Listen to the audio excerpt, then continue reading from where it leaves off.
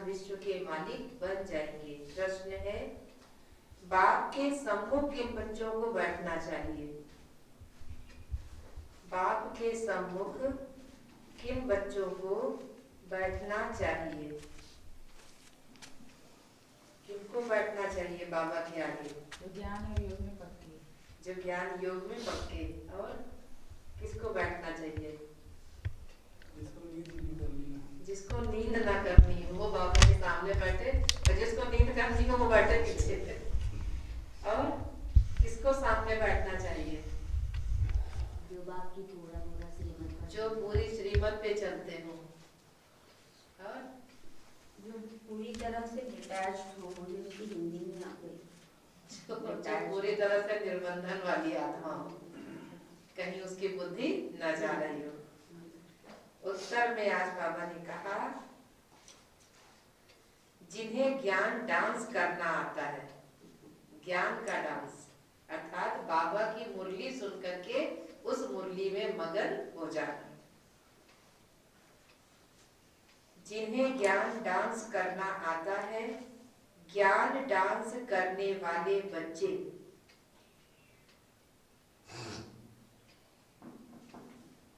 ज्ञान डांस करने वाले बच्चे जब आपके सम्मुख होते हैं,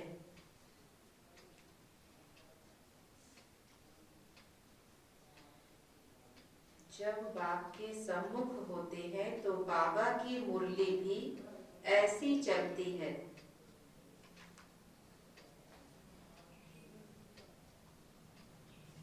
तो बाबा की मुरली भी ऐसी चलती है। अगर कोई सामने बैठ इधर उधर देखते तो बाबा समझते यह बच्चा कुछ भी समझता नहीं है। अगर कोई सामने बैठ इधर उधर देखते तो बाबा समझते यह बच्चा कुछ भी समझता नहीं है। फिर बाबा ब्राह्मणियों को भी कहेंगे,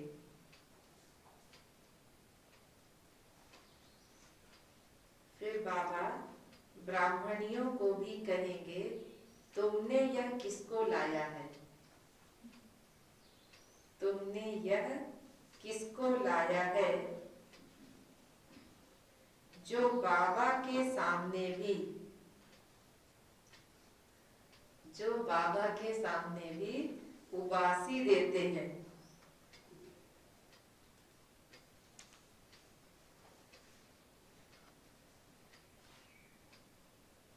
बच्चों को तो ऐसा बाप मिला है, बच्चों को तो ऐसा बाप मिला है जो खुशी में डांस करनी चाहिए।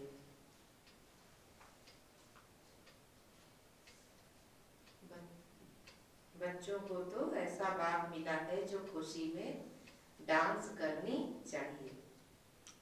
बाबा ने कहा, जो ज्ञान की मुरली सुन करके ज्ञान डांस करने वाली आत्मा है वो बाबा के सम्मुख बैठे।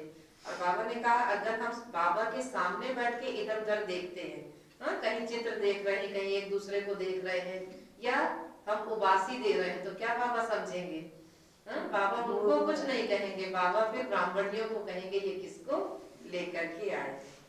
गीत है, दूर देश का रहने वाला आया देश पर आए। ओम शांति। मीठे मीठे बच्चों ने गीत सुना है, ये गीत सुना है वैसे भी पहले, कि दूर देश का रहने वाला आया देश पर आए। रूहानी बच्चे समझते हैं कि रूहानी बाबा जिसको हम याद करते आए हैं, दुख हरता सुख करता, वह तो मात पिता हम बालक तेरे, फिर से आकर हमें सुख घनेरे दो, हम तो दुखी हैं। यह सारी दुनिया दुखी है क्योंकि यह है कलयुगी पुरानी दुनिया। पुरानी दुनिया अथवा पुराने घर में इतना सुख नहीं हो सकता जितना नई दुनिया नए घर में होता है।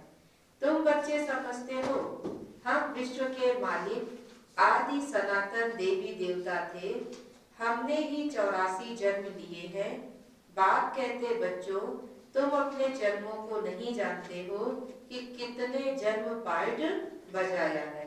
मनुष्य समझते हैं 84 लाख पुनर्जन्म है। एक एक पुनर्जन्म कितने वर्ष का होता है? 84 लाख के हिसाब से तो सृष्टि का चक्र बहुत बड़ा हो जाए। तुम बच्चे समझते हो कि हम आत्माओं का बाप हमको पढ़ाने आए हैं। हम भी दूर देश के रहने वाले हैं, हम कोई यहाँ के रहने वाले थोड़े हैं। इसलिए जब आपस में बात करते हैं तो कहते हैं कि ना घर तेरा ना घर मेरा, ये दुनिया रहे ना बसेरा। तो यहाँ हम पार्ट बजाने आए हैं। बाप को भी हम परम धाम में याद करते हैं। तो अभी इस पराये देश में है ना, हम भी पराये देश में हैं और बाबा भी इस पराये देश से हमें ले जाने के लिए आया है। तो शिव को बाबा कहेंगे। अब रावण को बाबा तो नहीं कहेंगे, रावण बाबा कह के कौन याद करे उसको। भगवान को बाबा कहते हैं। बाप की ही महिमा अलग है, 5 विकारों की कोई महिमा थोड़ी है। देह अभिमान तो बहुत बड़ी बीमारी है। हम देही अभिमानी बनेंगे तो कोई भी बीमारी नहीं रहेगी। बाबा ने कहा जितना जितना अपने को आत्मा समझेंगे उतना इस तन की बीमारी भी हमारे अंदर से खत्म होती जाएगी और हम विश्व के मालिक बन जाएंगे। यह बातें तुम्हारी बुद्धि में है। तुम जानते हो शिव बाबा हम आत्माओं को पढ़ाते हैं। जो भी और इतने सत्संग आए हैं कहाँ भी ऐसे नहीं समझते कि हमको भगवान आकर के राजयोग सिखाते हैं, राजाई के लिए पढ़ाते हैं। राजा बनाने वाला तो राजा ही चाहिए ना। अब सर्जन पढ़ाकर आप समान सर्जन बनाएंगे। जिसने खुद मेडिकल की पढ़ाई नहीं की हो वो दूसरों को कैसे पढ़ाएंगे? अच्छा डबल सिरताज बनाने वाला कहाँ से आएगा जो हमें डबल सिरताज बनाए। इसलिए मनुष्यों ने फिर डबल सिरताज कृष्ण को रख दिया। परंतु कृष्ण कैसे पढ़ाएंगे? जरूर बाप संगम पर आए होंगे तब तो राजाई स्थापन हुई होगी ना। कृष्ण कैसे पढ़ा सकते? क्योंकि कृष्ण को तो खुद दिखाते हैं कि वो गुरुकुल में जाकर के शिक्षा ग्रहण करते हैं। तो बाबा कहते हैं यह तो तुम्हारे सिवाय और कोई की बुद्धि में आएगा ही नहीं। दूर देश से बाप आकर हमको पढ़ाते हैं, राजयोग सिखाते हैं। फिर बाप कहते हैं मुझे कोई लाइट का व रत्न जड़ित ताज तो है नहीं। डबल सिर ताज बनते नहीं, औरों को बनाते हैं। इतना ऊंच टीचर है जो खुद पढ़ा करके दूसरों को बना देता है लेकिन खुद नहीं बनते। तो बाबा कहते हम अगर राजा बनते तो फिर रंग भी हमको बनना पड़ता। भारतवासी राजा थे फिर रंग है। तुम भी डबल सिर ताज वाले बनते हो फिर सिंगल ताज वाले भी बन जाते हो और फिर कोई ताज नहीं रह जाता है। जो जैसा होगा ऐसा आप समान बनाएगा। सन्यासी कोशिश करके क्या बनाएंगे? सन्यासी ही बनाएंगे ना। आप समान बनने की शिक्षा देंगे। तो तुम गृहस्थी व सन्यासी तो फिर तुम फॉलोवर्स तो ठहरे नहीं। कहते फलाने महात्मा जी को हम फॉलो करते हैं। फॉलो करना माना केवल उनकी बातें ही नहीं सुननी है, कुछ बातों को जीवन में उतारना और वास्तव में फॉलो करना माना उनके जैसा बन जाना। तो लेकिन ऐसा तो कोई भी नहीं करते। तो बाबा ने कहा कहते हैं फलाना शिवानंद का फॉलोवर है परंतु वह सन्यासी माथा मुड़ाने वाले। तुम तो कैसे फॉलो करते हो? खुद तो ऐसे माथा नहीं मुड़ा लेते हैं तो तुम फिर फॉलोवर्स क्यों कहते हो? फॉलोवर्स हो तो झट ये कपड़े उतार के कफनी पहन ले। तुम तो गृहस्थ में विकारों आदि में रहते हो फिर शिवानंद का फॉलोवर कैसे कहलाते हो? गुरु का तो काम है सदगति करना। बाबा ने कहा आजकल कोई गुरु ऐसे कहेंगे भी नहीं कि आप हमारे जैसा बन जाओ। यहाँ तो एक सच्चा सतगुरु शिव बाबा ही है जो हर बच्चे को कहता है बच्चे बाप समान बनो, क्योंकि हमारा पिता पवित्रता का सागर है, सुख का सागर है, इसलिए वो आप समान बनाते हैं। तो तुम बच्चों को समझाया जाता है तुम्हारा घर है मुक्ति धाम। आत्मा को कहा ही जाता है निराकारी। शरीर तो 5 तत्वों का बना है। आत्माएं कहाँ से आती हैं? परम धाम निराकारी दुनिया से। वहाँ बहुत आत्माएं रहती हैं उनको कहेंगे स्वीट साइलेंस होम। और जब हम मेडिटेशन करते हैं तो हम महसूस करते हैं कि हम उस घर में पहुंच गए जहां परम शांति है। वो शांति भी हमें मीठी लगती है, इसलिए बाबा कहते हैं वो स्वीट साइलेंस होम है। वहां आत्माएं दुख और सुख से न्यारी रहती हैं। यह अच्छी रीति पक्का करना है। हम हैं स्वीट साइलेंस होम के रहने वाले। यह है यहाँ नाटकशाला जहां हम पार्ट बजाने आते हैं। इस नाटकशाला में सूर्य, चांद, सितारे आदि सब लाइट है।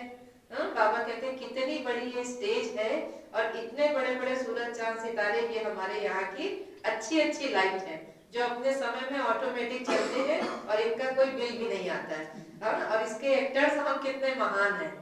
कितनी अच्छी हम एक्टिंग कर रहे हैं, कितना सुंदर हमें परिवार मिला और उस परिवार में हम पिता बने, हम पति बने, हम बेटे बने। और हर पार्ट को हमने बहुत अच्छे से निभाया और अभी भी निभा रहे हैं, क्योंकि अभी तो ज्ञान मिल गया और ज्ञान में आने के बाद ये नहीं माथा पकड़ोगे कहाँ से फंस गए यहाँ आके, अर्थात ऐसे परिवार में नहीं। कितना अच्छा ये परिवार मिला और कितने अच्छे ये परिवार के साथी मिले कि इनके साथ ये लास्ट जन्म में मेरा हिसाब किताब पूरा हो रहा है। तो इसलिए वाह ड्रामा करते और वाह मेरा पार्ट करते, इस पार्ट को प्ले करना है। तो बाबा ने कहा ये नाटकशाला है और इतनी बड़ी नाटकशाला और इसके हम हीरो हीरोइन और बाकी सब हमको देख रहे हैं। ये भी अटेंशन रखना है, क्योंकि इस पार्ट में जब हम विशेष एक्टर हैं तो सबकी नजर किसमें होती है। फिल्म भी देखेंगे तो 2 घंटे हीरो को ही देखते रहेंगे कि वो कहाँ जा रहा है, वो क्या कर रहा है, और बाकी कितने सारे छोटे छोटे रहते हैं उनको तो कोई याद ही नहीं करता। इसलिए बाबा ने कहा कि हम यहाँ पार्ट बजाने आते हैं और ये नाटक की लाइट इतनी दूर है जो कोई गिनती ना कर सके, कितने माइल्स दूर है। एरोप्लेन से फिर ऊपर जाते हैं लेकिन उसमें पेट्रोल आदि इतना नहीं डाल सकते जो फिर आकर लौट भी आए, इतना दूर जा भी नहीं सकते हैं। और चले भी गए तो वापस आने के लिए पेट्रोल ही खत्म हो जाएगा तो बेचारे करेंगे क्या। ऊपर के ऊपर कुछ देखते सुनेंगे तो अनुभव किसको सुनाएंगे, वही खत्म हो गया। वह तो समझते हैं इतने माइल्स तक है, लौटेंगे नहीं तो गिर पड़ेंगे। समुद्र का व आकाश तत्व का अंत थोड़ी पा सकते हैं। अभी बाप तुम्हें अपना अंत देते हैं, बाप का अंत। बाबा कहते हैं कि भगवान क्या है, कितनी बड़ी बात है। भक्ति मार्ग में उस भगवान को पाने के लिए, उससे मिलने के लिए हम कितना परेशान थे, कितना भटक रहे थे, और इस ज्ञान मार्ग में आके बाबा कहते मैंने तुम्हें अपना अंत दे दिया। आत्मा इस आकाश तत्व से पार चली जाती है। कितना बड़ा रॉकेट है। तुम आत्माएं जब पवित्र बन जाएंगी तो फिर रॉकेट मिशन तुम उड़ने लग पड़ेंगे। कितना छोटा रॉकेट है, सूर्य चांद से भी उस पार मूल वतन में चले जाएंगे। सूर्य चांद का अंत पाने की भी कितनी कोशिश करते हैं। दूर के स्टार्स आदि कितने छोटे देखने में आते हैं तो बहुत बड़े ना। जैसे तुम पतंग उड़ाते हो तो ऊपर में जाकर कितनी छोटी दिखाई देती है। एरोप्लेन भी कितना बड़ा है, ऊपर गया तो कितना छोटा दिखाई देता है। तो बाबा कहते हैं तुम्हारी आत्मा तो सबसे तीखी है। सेकंड में एक शरीर से निकल दूसरे गर्भ में जाकर प्रवेश कर लेती है। किसका कर्मों का हिसाब किताब लंदन में है तो सेकंड में लंदन में जाकर के जन्म लेगी। सेकंड में जीवन मुक्ति भी गाई हुई है। बच्चा गर्भ से निकला और मालिक बना, वारिस हो गया ना। तो तुम बच्चों ने भी बाप को जाना, गोया विश्व के मालिक बन गए। तो हम सब कौन बैठे हैं यहाँ? बाबा ने कहा साधारण आत्माएं नहीं है, हम विश्व के मालिक बैठे हैं। विश्व के मालिक कैसे बैठते हैं? कैसे बैठते हैं? अटेंशन, भगवान के महावाक्य सुन रहे हैं। बेहद का बाप ही आकर तुमको विश्व का मालिक बनाते हैं। स्कूल में बैरिस्ट्री पढ़ते तो बैरिस्टर बनेंगे, यहाँ तुम डबल सिरताज बनने के लिए पढ़ते हो। अगर पास हो गए तो डबल सिरताज जरूर बनेंगे, और अगर फेल हो गए तो फिर क्या होगा? फिर तो डबल सिरताज वालों के आगे जाकर के हाथ जोड़े रहेंगे। तो बाबा ने कहा फिर भी स्वर्ग में तो जरूर आएंगे। तुम जानते हो बाप तो सदैव वहां ही रहते हैं। ओ गॉड फादर कहते हैं ना, तो भी दृष्टि ऊपर में जाती है। गॉडफादर है तो जरूर कुछ तो उनका भी पार्ट होगा। अभी पार्ट बजा रहे, उनको बागवान भी कहते हैं। कांटों से आकर के फूल बनाते हैं। हम बच्चे विषय विकारों के कांटों में फंसे हुए हैं, तो बाबा हमको ही कांटे से फूल बनाते हैं। तो तुम बच्चों को खुशी होनी चाहिए। बाबा आया है इस देश पराए में। दूर देश का रहने वाला आए देश पराए। दूर देश का रहने वाला तो बाप ही है, और आत्माएं भी वहां ही रहती हैं। यहाँ फिर पार्ट बजाने आती है। देश पराया अर्थ भी थोड़ी समझते हैं। वो तो भारत देश से किसी दूसरे देश में गए तो सोचेंगे हम पराये देश में आ गए। बाबा कहते हैं पूरा विश्व ही एक देश है, और हम पराये देश में यहाँ पर है। वास्तव में हमारा देश है परम धाम। यहाँ फिर पार्ट बजाने आते हैं ना। मनुष्य तो भक्ति मार्ग में जो सुनते हैं वो सत वचन महाराज करते रहेंगे, सत सत करेंगे। तुम बच्चों को बाप कितना अच्छी रीति समझाते हैं। आत्मा इम्प्योर होने से उड़ थोड़ी सकती है, प्योर बनने बिगर वापस जा नहीं सकती। पतित पावन एक ही बाप को कहा जाता है, उनको आना ही है संगम पर। तुमको तो कितनी खुशी होनी चाहिए, बाबा हमें डबल सिरताज बनाते हैं। इससे ऊंच दर्जा कोई होता ही नहीं। बाबा कहते हैं मैं इससे भी ऊंचा बना देता अगर कोई ऐसा पद होता तो बाबा कहते कि मैं डबल सिरताज नहीं बनता हूं, मैं आता ही एक बार पराये देश में पराये शरीर में। यह दादा भी कहते हैं मैं शिव थोड़े ही हूँ, मुझे तो लखीराज कहते थे। फिर सरेंडर हुआ तो बाबा ने मेरा नाम रखा ब्रह्मा। इसमें प्रवेश कर इनको कहा कि तुम अपने जन्मों को नहीं जानते हो। 84 जन्मों का हिसाब किताब है ना। बाबा कहते शरीर तो फिर भी हमारा तो हमें मिला। हम तो कह सकते ये मेरा शरीर है, लेकिन शिव बाबा वो तो कुछ समय के लिए आधार लेते। तो बाबा ये कहते ये मेरा रथ है, लेकिन हमेशा उसमें विराजमान नहीं रहते। इसलिए बाबा कहते कि मैं तो पराये शरीर में आता हूँ। तो 84 जन्मों का भी हिसाब है ना। वो लोग फिर 84 लाख कह देते, बिल्कुल ही इम्पॉसिबल बात करते हैं। 84 लाख जन्मों का राज समझाने में भी सैकड़ों वर्ष लग जाए।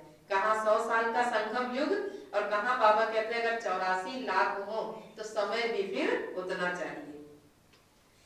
याद भी ना पढ़ सके, कितना याद रखेंगे। इतना सा ज्ञान है सो तो भूल जाता है बुद्धि से। तो बाबा ने कहा और ज्यादा होगा तो कैसे याद रखेंगे। फिर 84 लाख योनियों में तो पशु पक्षी आदि सब आ जाएंगे।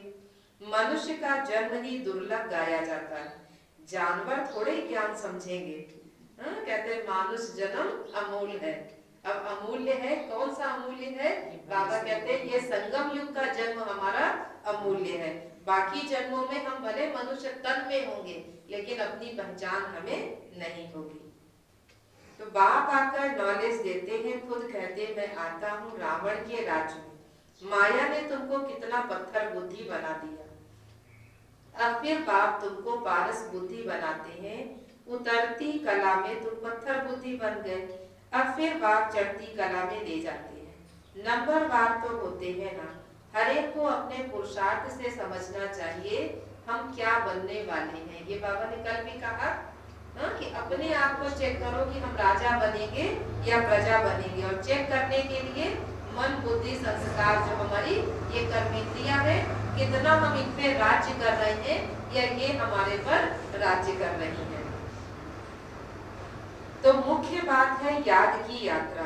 रात को भी जब सोते हो तो भी यह ख्याल करो बाबा हम आपकी याद में सो जाते हैं, गोया हम इस शरीर को छोड़ देते हैं।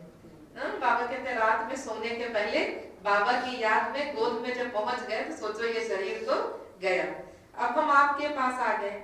ऐसे बाबा को याद करते करते सो जाओ, फिर देखो कितना मजा आता है। आज बाबा सोने की युक्ति बता रहे हैं कि रात में जब हम बिस्तर पे जाए, क्योंकि होता यही है कि जब बेड पे गए तो नींद नहीं आ रही है, बाकी टाइम में नींद आती। इसलिए बाबा ने कहा कि हो सकता है फिर ऐसे लेटे लेटे तुमको साक्षात्कार भी हो जाए, चाहे शिव बाबा का और चाहे लक्ष्मी नारायण का। परंतु इस साक्षात्कार आदि में केवल खुश नहीं हो जाना, बाबा हम तो आपको ही याद करते हैं, आपके पास आना चाहते हैं। बाप को तुम याद करते करते बड़े आराम से चले जाएंगे। हो सकता है तुम सूक्ष्म वतन में भी चले जाओ। अर्थात बाबा ने कहा हो सकता है ये तन ही छूट जाए। कई बार होता है ना, कहते सो रहे थे, सोते सोते व्यक्ति शरीर छोड़ दिया। तो अगर हमने बाबा की याद में, बाबा की गोद में हम सोए और ये तन हमारा छूटने का पार्ट होगा, तो भी कितने प्यार से चले जाएंगे बाबा के पास सूक्ष्म वतन में। तो बाबा कहते हैं ऐसे पता भी नहीं चलेगा। लेकिन फिर बाबा ने कहा हो सकता है सूक्ष्म वतन में चले जाओ, मूल वतन में नहीं जा सकते, परम धाम अभी नहीं पहुंचेंगे। अभी वापस जाने का समय का वहाँ साक्षात्कार हुआ बिंदी का, फिर छोटी छोटी आत्माओं का झाड़ दिखाई पड़ेगा। जैसे तुमको वैकुंठ का साक्षात्कार होता है ना, ऐसे नहीं साक्षात्कार हुआ तो तुम वैकुंठ में चले जाएंगे। नहीं, उसके लिए तो मेहनत करनी पड़ेगी। तुमको समझाया जाता है तुम पहले पहले जाएंगे अपने स्वीट होम। सब आत्माएं पार्ट बजाने से मुक्त हो जाएंगी। जब तक आत्मा पवित्र नहीं बनी तब तक जा नहीं सकती। बाकी साक्षात्कार से कुछ मिलता थोड़ी है। मीरा को साक्षात्कार हुआ, वैकुंठ में चली थोड़ी गई। वैकुंठ तो सतयुग में होगा।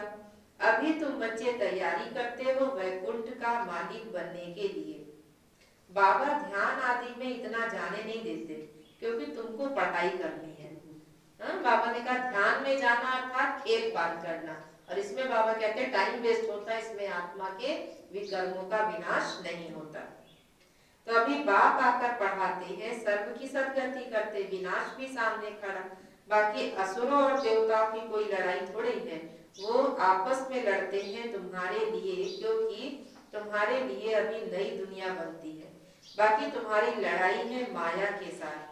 तुम बहुत नामी ग्रामी वॉरियर्स हो, बाबा कहते बहुत अच्छे नामी ग्रामी योद्धे हो, परंतु कोई जानते नहीं कि देवियां इतना क्यों गाई जाती हैं। साल में 2 बार जिसकी पूजा हो, क्यों ऐसा गायन होता है इतना देवियों का। शिव बाबा की पूजा 1 बार होती शिवरात्रि में, बाकी और जो भी देवी देवताओं की कोई जयंती मनाई जाती तो एक ही एक दिन की होगी।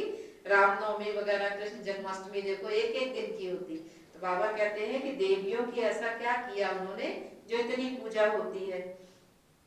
तो बाबा कहते हैं अभी तुम भारत को योग बल से स्वर्ग बनाते हो, तुमको अभी बाप मिल गया। तुम समझाते रहते हो ज्ञान से तो नई दुनिया जिंदाबाद होती है।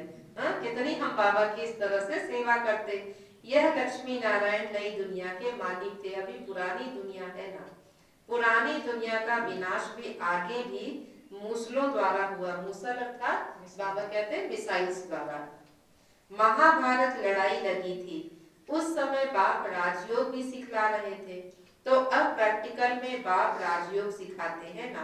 बाप ही है जो तुमको सच सच बताते हैं। सच्चा बाबा आया है तो तुम तो सदैव खुशी में डांस करते हो। बाबा ने कहा इतनी खुशी होनी चाहिए कि अंदर से लगे जैसे मन नाच रहा है। तो जो ज्ञान डांस के शौकीन हैं उनको ही सामने बैठना चाहिए। बाबा ने कहा मुरली सुन सुन के बिल्कुल मगन होते जाओ। बाबा को सुना रहा है तो ऐसे सुनो, ऐसे लगे कि जैसे वो चीज हमारे अंदर जा रही है। तो बाबा ने कहा जो नहीं समझने वाले होंगे वो क्या करेंगे। आंसर में बाबा ने कहा ना वो इधर उधर देखेंगे और उबासी लेते रहेंगे। समझ जाते हैं ये समझते कुछ नहीं है। स्कूल में भी टीचर पढ़ाए और बच्चा उबासी करे तो क्या हाल होगा। तो बाबा ने कहा समझ जाते ये कुछ समझते नहीं, ज्ञान को कुछ समझेंगे नहीं तो इधर उधर देखते रहेंगे। फिर बाबा ब्राह्मणी को कहेंगे। अब ब्राह्मणी भी क्या करे, समझाए बुझाए ले जाती मधुबन, वहां जाके भी जब सच में भगवान आता है तब भी सो जाते हैं। 2 घंटे नींद करने के बाद कहेंगे अच्छा बाबा आया था क्या, फिर क्या हुआ। अब दूसरों से पूछेंगे तो आप क्या करने गए थे। इतना धन लगाया, इतना समय लगाया और वहां तक पहुंच गए और वहां जाकर के ऐसी स्थिति। तो इसलिए बाबा कहते फिर ब्राह्मणी को कहेंगे ना कि किसको लाए हो। तो बाबा ने कहा जो सीखते हैं वो सिखलाते हैं, उनको सामने बैठना चाहिए, उनको खुशी होती रहेगी। हमको भी डांस करना है, ये है ज्ञान डांस। कृष्ण ने तो न ज्ञान सुनाया न डांस किया, मुरली तो ये ज्ञान की है। जबकि श्री कृष्ण के लिए कहते हैं ना कि जब मुरली बजी तो गोपियां क्या है कितने प्रेम से डांस करने लगे। तो बाबा ने कहा जब ये ज्ञान मुरली बजती है तो हम सब की आत्मा खुशी में डांस करने लगती है। तो बाबा ने समझाया है कि रात्रि को सोते समय क्या करना है, बाबा को याद करना है और अव्यक्त मुरली पढ़ के सोए। अव्यक्त मुरली पढ़ के नहीं, अभी आज बाबा ने कहा कि जब बाबा को याद करके सो रहे हैं और ये महसूस करना कि हम बाबा की गोद में जाकर के सोए। फिर बाबा ने कहा कि हो सकता है सूक्ष्म वतन के साक्षात्कार भी हो जाए और हम वहां पहुंच भी जाए। बाबा बोलो हम बाबा हम अब इस शरीर को छोड़कर आपके पास आते हैं। रात को एकदम फ्री होके पहुंच जाओ, शरीर छोड़ के बाबा के पास। ऐसे याद करते करते सो जाओ, फिर देखो क्या होता है। सुबह फिर देखना क्या होता है, क्या उठे कि सोए। बाबा ने देखो कितने प्यार से युक्ति बताते, देह से न्यारा होने का अभ्यास तो बाबा अभी से करा रहा है, इसलिए शरीर छोड़ते समय कोई कष्ट नहीं। जब बाबा ने आएगा चलो तो तैयार है, पहले से अभ्यास है, रोज रात में हम बाबा के पास पहुंच जाते थे। चलो बाबा ले चलो, तो इसलिए बाबा ने कहा फिर देखो क्या होता है। एक दिन भी गोदी में पहुंच जाए ना तो बस गए। आगे कब्रिस्तान बनाते थे, फिर कोई शांति में चले जाते थे। ऐसा योग का अभ्यास होता था। जब हम लोग संगठन में रहते थे ना हॉस्टल में, तब भी योग कराया जाता था। और बिल्कुल जैसे कब्रिस्तान में अर्थात जैसे कोई मुर्दा लेटा रहता है ना, बिल्कुल ऐसे जैसे शवासन होता है, एकदम साइलेंस में लगा करके, और वाइट चुनरी हम सब अपनी लेके जाते थे और ऐसे बढ़िया उसको सिर से ओढ़ करके एकदम आराम से बाबा की याद में ऐसे महसूस करते थे बिल्कुल बाबा की गोद में है। और इतना अच्छा अनुभव होता था कि जैसे इस देह से न्यारे हो गए थे। इसलिए बाबा भी बता रहे कि कब्रिस्तान बनाते थे। तो ये बहुत पहले हम लोगों ने भी मुरली सुनी थी। तो ऐसा हॉस्टल में बहुत सारी कन्याएं थी, खूब बड़ा सा हॉल था, तो वो पूरा इतना साइलेंस, सोचो जहाँ 200 कन्याएं हो और इतना वहां पे साइलेंस हो जाता था कि सबको लगता था कि क्या हुआ। और ऐसे साइलेंस में 15 मिनट 20 मिनट बाबा की याद में एकदम मगन हो जाते थे। फिर जैसे जैसे संकल्प मिलते थे वैसे सभी संकल्प किया करते थे, तो बहुत अच्छा लगता था उस समय। तो बाबा ने कहा कोई कोई तो शांति में भी चले जाते थे, फिर रास करने लगते थे, क्योंकि उनको बाबा जैसे साक्षात्कार कराते हैं। जो बाप को जानते ही नहीं वो याद कैसे कर सकेंगे। मनुष्य मात्र बाप को जानते ही नहीं, फिर कैसे याद करें। तब तो बाप कहता हूँ मैं जो हूँ जैसा हूँ, मुझे सिर्फ मेरे बच्चे ही जानते हैं। हम भगवान के बच्चे हैं इसलिए हम उसे जानते हैं। अभी तुमको कितनी समझ मिली है, तुम हो गुप्त वॉरियर्स। वॉरियर्स नाम सुनकर देवियों को फिर तलवार बाण आदि दे दिए। तुम वॉरियर्स हो योग बल के। बाबा ने कहा कोई तुम तीर तलवार चलाने वाले नहीं हो, योग बल के वॉरियर्स हो। योग बल से विश्व के मालिक बनते हो। बाहुबल से भर कोई कितनी भी कोशिश करे परंतु जीत नहीं पा सकते। भारत का योग मशहूर है ना, यह बाप ही आकर के सिखलाते हैं। यह भी किसको पता नहीं, उठते बैठते बाप को याद करते रहो। कहते हैं योग नहीं लगता, बाबा ने कहा योग अक्षर तो उड़ा दो। उड़ा दो माना योग अक्षर नहीं बोलो, याद अक्षर। और याद जिससे हम प्यार करते हैं, जिससे हमें प्राप्तियां हो रही हैं, उसकी याद ना आए यह संभव। अभी याद का आधार ही क्या होता है, या तो प्यार है या तो प्राप्ति है, और याद का आधार है परिचय। तो बाबा का परिचय मिल गया। बाबा का याद का आधार जो हमारी प्राप्तियां हैं, तो वो भी हमें पता है ना कि बाबा हमें क्या क्या दे रहा है। अभी कोई स्थूल में व्यक्ति कहे कि आप आना, हमको इतने बजे मिलना, मैं आपको इतने पैसे दूंगा, नींद आएगी? पूरे समय देखते रहेंगे कितने बजे आ रहा है, टाइम हुआ कि नहीं हुआ। क्यों देख रहे हैं टाइम? क्योंकि प्राप्ति होने वाली चीज मिल रही है, स्थूल में मिल रही है ना, इसलिए ज्यादा ध्यान जाता है। सूक्ष्म में भगवान हमें सुख शांति पवित्रता दे रहा है, वो समझ में नहीं आती, जबकि जरूरत आज उसी चीज की है। हम बाबा के ज्ञान में क्यों आए? शांति ढूंढने के लिए तो आए थे। भटक रहे थे, मन को शांति कैसे मिले, मन हमारा एकाग्र कैसे हो। तो बाबा कह रहे मैं दे रहा हूँ, प्राप्तियों को याद करो, योग अक्षर हटा दो। बच्चे तो बाप को याद करते हैं ना, शिव बाबा कहते हैं मामेकम याद करो। संबंधों की याद में भी कोई ऐसा नहीं कि पता चले पहले माता पिता की फोटो लगाएंगे, फिर अगरबत्ती जलाएंगे, फिर लाल लाइट करेंगे, फिर एक दो गीत बजाएंगे, तभी माँ पिता जी याद आएंगे। ऐसा तो नहीं होता ना, संबंधों की याद भी बहुत आसानी से आती है। हाँ, अभी माँ शब्द बोला तो अपनी अपनी माँ याद आई। हाँ, बच्चे बोला तो बच्चे याद आए। ऐसे भगवान को जब हम माता पिता बंधु सखा सर्व संबंधों से अनुभव करेंगे तो याद भी सहज हो जाएगी। फिर बाबा ने कहा कठिन नहीं लगेगा। बाबा कहते हैं मैं सर्वशक्तिवान हूँ, मुझे याद करने से तुम सतो प्रधान बन जाएंगे, सारी शक्तियां हम बच्चों में आ जाएंगी। जब सतो प्रधान बनेंगे तब तो आत्माओं की बारात निकलेगी ना, जैसे मक्खियों की बारात होती है। ये है शिव बाबा की बारात। शिव बाबा के पिछाड़ी सब आत्माएं मच्छरों सदृश भागेंगी, बाकी शरीर तो सबके खत्म हो जाएंगे। और शिव बाबा की ही बारात में दिखाते हैं कि जहाँ देवी देवता चल रहे थे वहाँ भूत प्रेत पिशाच अंधे लंगड़े लूले काले सब थे। हाँ, वो सब यही संगम युग के ही है, कहीं और के नहीं है। तो बाबा कहते हैं ज्ञान में चलते हुए भी ज्ञान से अंधे, अर्थात ज्ञान सुनते हुए भगवान को देखते हुए भी हमने उसका कहना नहीं माना, आंखें बंद करके रखी।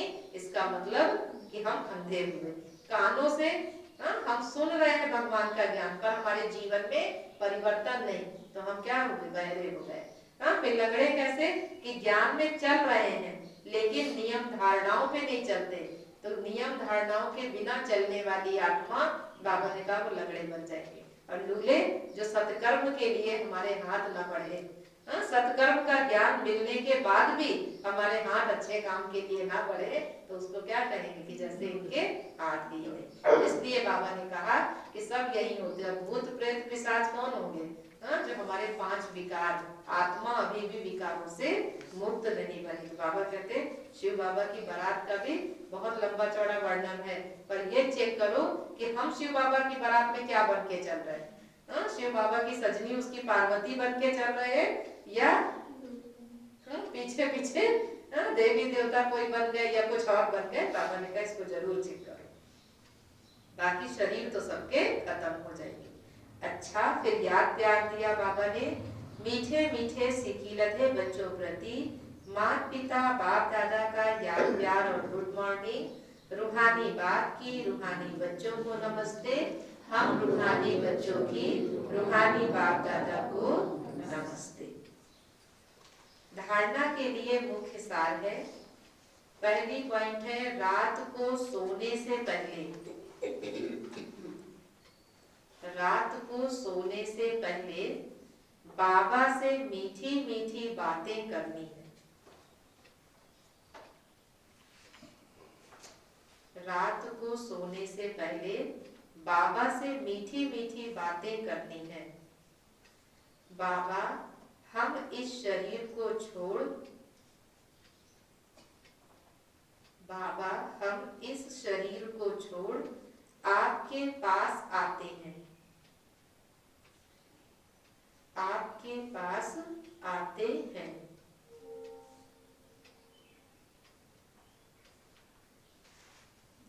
ऐसे याद करके सोना है,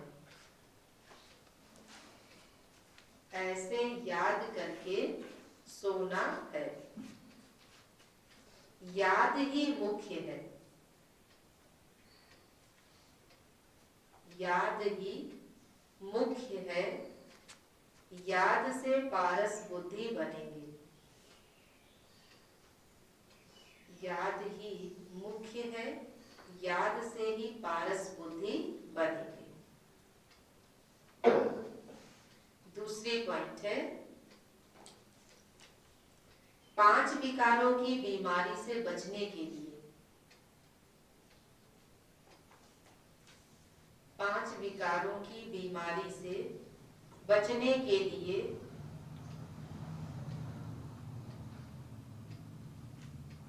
देही अभिमानी रहने का पुरुषार्थ करना है।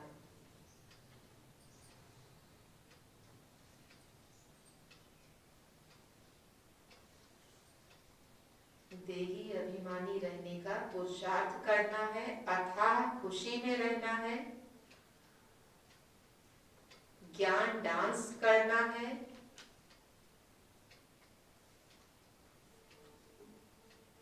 अथाह खुशी ज्ञान डांस करना है, क्लास में सुस्ती नहीं फैलाना है।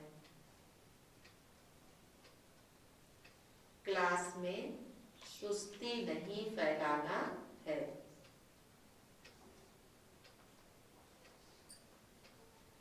वरदान दिया आज बाबा ने, त्रिकालदर्शी स्टेज द्वारा, त्रिकालदर्शी स्टेज द्वारा व्यर्थ का खाता समाप्त करने वाले, व्यर्थ का खाता समाप्त करने वाले सदा सफलता मूर्त भव।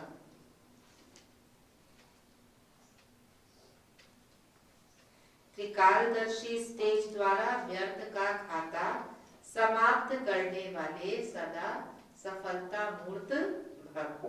डिटेल है, त्रिकालदर्शी स्टेज पर स्थित होना अर्थात हर संकल्प, बोल व कर्म करने के पहले चेक करना कि यह व्यर्थ है या समर्थ है। व्यर्थ 1 सेकंड में पद्मों का नुकसान करता है और समर्थ 1 सेकंड में पद्मों की कमाई करता है। सेकंड का व्यर्थ भी कमाई में बहुत घाटा डाल देता है, जिससे की हुई कमाई भी छिप जाती है। इसलिए एक कालदर्शी हो, कर्म करने के बजाय त्रिकालदर्शी स्थिति पर स्थित होकर करो तो व्यर्थ समाप्त हो जाएगा और सदा सफलता मूर्त बन जाएंगे। स्लोगन है, मान शान और साधनों का त्याग ही महान त्याग है। मान शान और साधनों का त्याग ही महान त्याग है।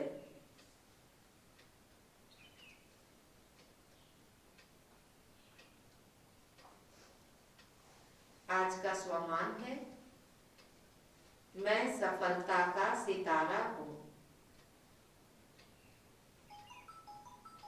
मैं सफलता का सितारा हूं।